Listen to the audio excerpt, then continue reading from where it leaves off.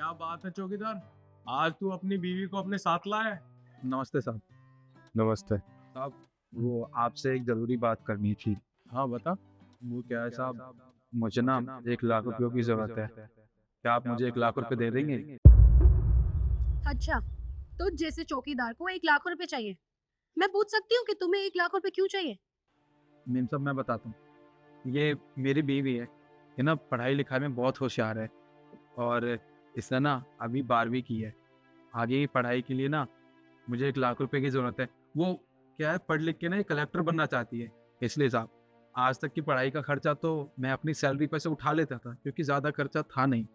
पर अब साहब 1 लाख रुपए की ज़रूरत है, तभी आगे पढ़ाई कर पाएगी। इसलिए मुझे आपसे पैसे चाहिए।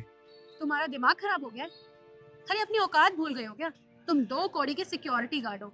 अरे गरीब हो तुम, और गरीब को ना जितनी चादर हो ना उतना ही पैर फैलाना चाहिए। लेकिन नहीं, तुम लोग ना अपनी औकात से बाहर बढ़ रहे हो। और वैसे भी तुमने अपनी बीवी को 12th करवा दी, इतना ही काफी है उसके लिए। अरे तुम लोगों के लिए तो 12th करना भी बहुत बड़ी बात है। और तुम इसे आगे पढ़ाने के सपने देख रहे हो। पैसे वेस्ट करने की जरूरत नहीं है। अरे इसको भी किसी घरों में काम पे लगाओ, मेरे ही घर लगा दो, झाड़ू पोछा करेगी, अच्छे खासे पैसे दूंगी। तुम्हारी भी मदद हो जाएगी और तुम्हारा घर भी अच्छे से चलेगा। मेम साहब ऐसी बात नहीं है, आप नहीं जानते इसको, पर मैं इसका पति हूँ। मैंने देखा है इसको, ये रात रात भर जग के पढ़ाई करती है, घर का काम भी करती है। मुझे इस पे पूरा भरोसा है, ये पढ़ लिख कर कलेक्टर जरूर बनेगी। आप मेरा विश्वास कीजिए, अगर ये कलेक्टर बनेगी तो सबसे ज्यादा गर्व और खुशी मुझे ही होगी। आप मुझे पैसे देने से मना मत कीजिए, मैं धीरे धीरे आपके पैसे चुका दूंगा साहब। ओ प्लीज बस करो। देख रहे हो लक्ष्य, 1 लाख रुपए मांग रहा है, वो भी अपनी बीवी की पढ़ाई के लिए। अरे इसे समझाओ, क्योंकि अगर हमने इसे 1 लाख रुपए दे भी दिए ना तो ये जीवन भर हमें कभी वो लाख रुपए वापस नहीं कर पाएगा। सही कह रही है ईशू।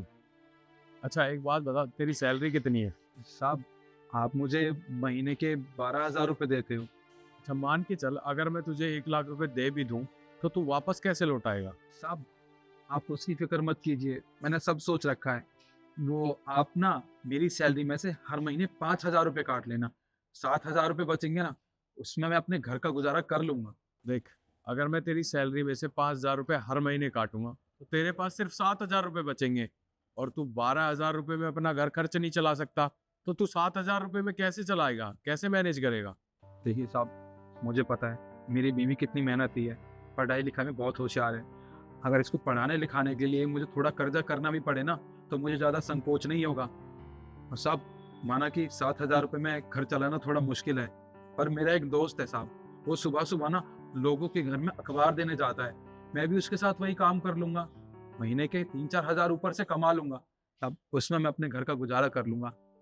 पर साहब आप मना मत कीजिए, मुझे अपनी बीवी को पढ़ा लिखा के कलेक्टर बनाना है साहब। इससे ज़्यादा खुशी मेरे लिए और क्या होगी कि मेरी बीवी कलेक्टर बन जाएगी। ठीक है, मैं तुम्हें 1 लाख रुपए दे दूंगा, और तुम्हें यकीन है तुम्हारी बीवी कलेक्टर बन जाएगी? नहीं साहब, मेरा विश्वास कीजिए, मैं अपनी पढ़ाई बहुत ईमानदारी से करती हूँ और मुझे पूरा भरोसा है मैं एक ना एक दिन परीक्षा पास करके कलेक्टर जरूर बनूंगी। ठीक है, मैं तुम्हें 1 लाख रुपए दे दूंगा। और तुम एक बात ध्यान रखना, एक कलेक्टर बनना सिर्फ तुम्हारा सपना नहीं है, तुम्हारे पति का भी सपना है, तो उसकी मेहनत को खराब मत करना। बहुत मेहनत कर रहा है तुम्हारे लिए। क्या साहब आप सच कह रहे हैं? साहब आपका बहुत बहुत धन्यवाद। आपको नहीं पता आपने आज हम पे कितना बड़ा एहसान किया है, और ये एहसान हम जिंदगी भर तक नहीं भूलेंगे। ठीक है, अब तुम एक काम करो, घर जाओ, शाम को मैं तुम्हें पैसे दे दूंगा। अब मैं किसी ज़रूरी काम से जा रहा हूँ। जी साहब। लक्ष्य, तुमने उन्हें 1 लाख रुपए देने का वादा तो कर दिया है। तुम्हें लगता है कि वो इतने सारे पैसे लौटा पाएंगे? देख ईशू, वो पैसे दे ना दे उससे कोई फर्क नहीं पड़ता। अरे ये देख, वो अपनी पत्नी के लिए कितनी मेहनत कर रहा है, उसे पढ़ाने के लिए कितनी मेहनत कर रहा है। और आज के समाज में क्या चल रहा है, सिर्फ पत्नी को दबाने की सोचते हैं, पत्नी सिर्फ घर का काम करे और कुछ ना करे, बस ये चल रहा है। इसलिए मैंने उन्हें 1 लाख रुपए देने का फैसला कर लिया। देखो, तुम्हें होगा उन पे भरोसा, लेकिन मुझे तो बिल्कुल भी नहीं है। देख ईशू, मैंने कहा ना, पैसे दे ना दे उससे कोई मतलब नहीं है। और वैसे भी आज हम सक्षम हैं किसी की मदद करने के लिए, तो मैंने मदद कर दी, क्या हो गया? चलो